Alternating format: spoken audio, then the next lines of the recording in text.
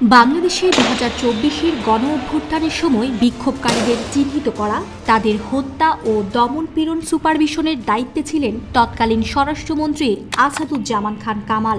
সম্প্রতি প্রকাশিত জাতিসংঘের ফ্যাক্ট ফাইন্ডিং মিশনের প্রতিবেদন বলছে, কোথায় কাকে হামলা করতে হবে তা নির্ধারণ করতে ওই সময় কাজ করেছে কামালের নেতৃত্বে একটি কোর কমিটি।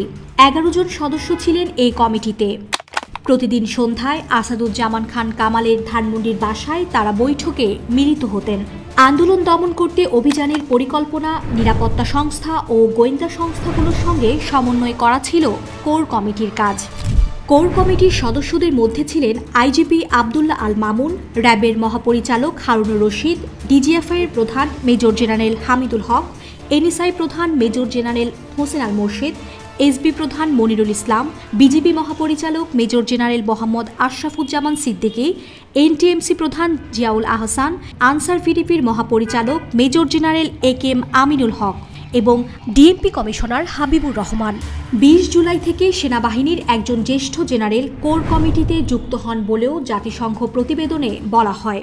তৎকালীন প্রধানমন্ত্রী শেখ হাসিনা নিজে এবং তার কার্যালয়ের জ্যেষ্ঠ কয়েকজন কর্মকর্তা নিয়মিতভাবে কখনো সশরীরে কখনো টেলিফোনে কমিটির কাজ তদারকি করতেন এবং নির্দেশনা দিতেন।